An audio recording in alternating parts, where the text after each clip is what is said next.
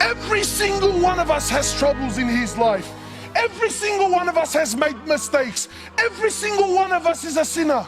And every single one of us is hopeful and wishful that when I stand before Allah on the day of resurrection, Allah's gonna turn a blind eye and forgive all my sins.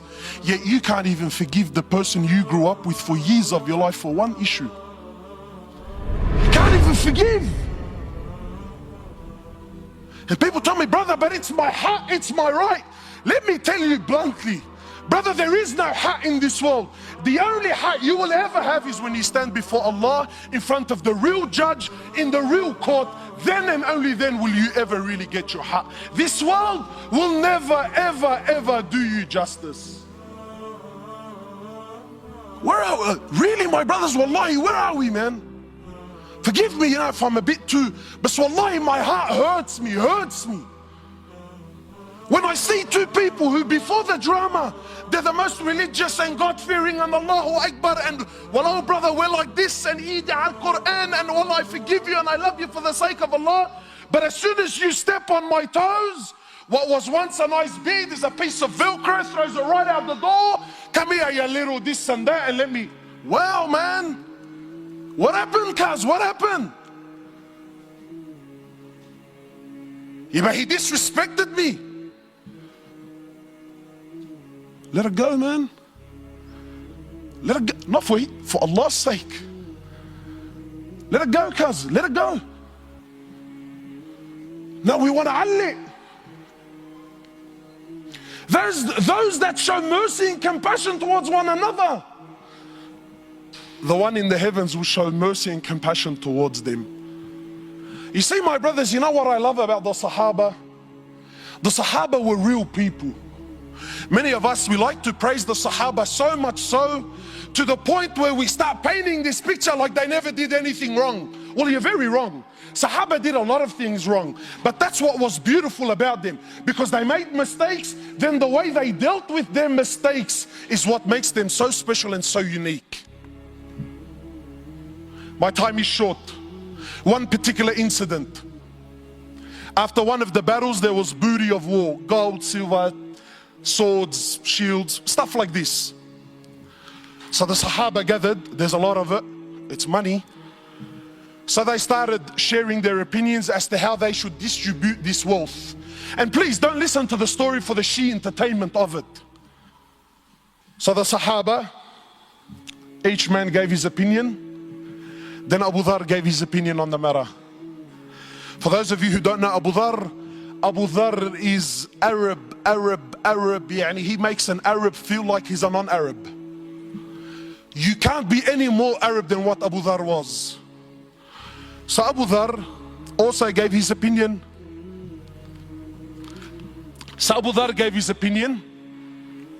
Then the next person was Bilal radiallahu ta'ala anhu.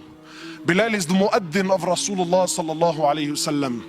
Bilal not only used to be a slave, but an Abyssinian slave, meaning he was black. So as far as society is concerned, talk about being rock bottom. But you see, Islam came to break this. So when Bilal gave his opinion, he says, Abu Dhar, I disagree with you.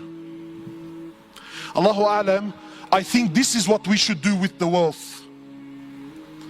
So Abu Dhar, imagine being put on the spot in front of everyone. He says, even you, ya Bilal, even you son of a black woman, even you're going to disagree with me today. These are big words. So Bilal, rightfully so, got very upset. He picked himself up and went to the Prophet of Allah. So Bilal goes, he tells the Prophet of Allah. The Prophet of Allah became furious. So the Prophet of Allah, he comes, he goes to where Abu Dhar was, and he grabs Abu Dhar he grabs Abu Dhar. Talk about bridging up. This right now was bridging up. And he grabs Abu Dhar and shakes him and says, Abu Dhar, you are a man that still has jahiliyyah in his heart.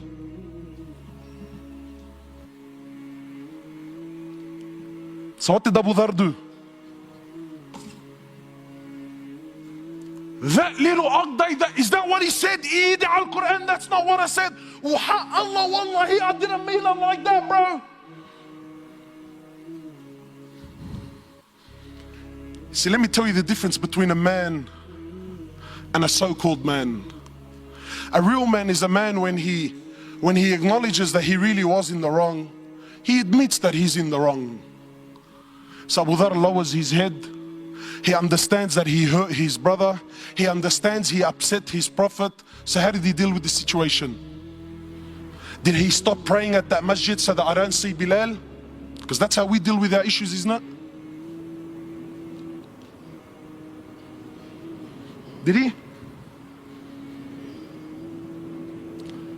Abu Dharr radiallahu ta'ala anhu, after acknowledging that he's in the wrong, he picks himself up. He goes into the streets of Medina looking for Bilal radiallahu ta'ala anhu. Then when he sees and he finds Bilal, he goes to Bilal publicly. Leave this with me, publicly, in front of everyone. He goes to Bilal in front of everyone and gets down on the floor and says to Bilal, Ya Bilal, by Allah, I will not lift my head off the floor until you step on it with your foot. And let it be known right here, right now in Medina, which one of us today is the honored and which one of us today, Ya Bilal, is the dishonored one.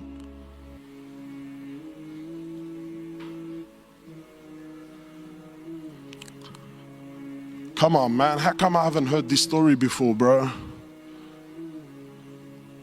So what did Bilal do? He's vulnerable, he's on the floor.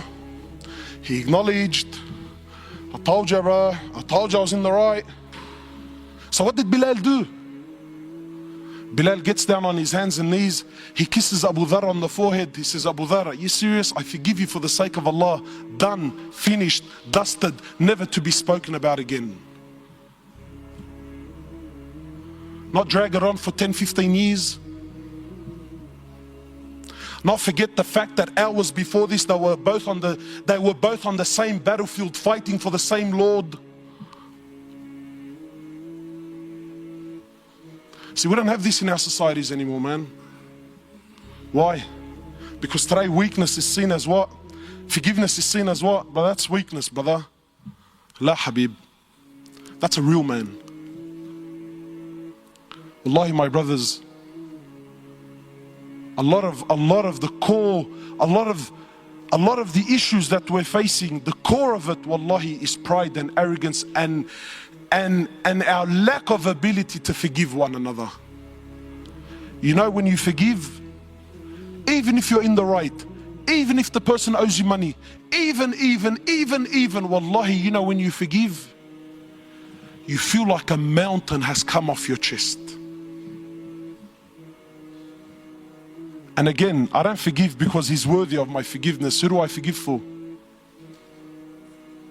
Ya Allah, I forgive him for the sake of Allah because I have so much sin in my life that I'm wishing and I'm praying that you turn a blind eye. So I'm ready now to turn a blind eye to him, that you turn a blind eye with me.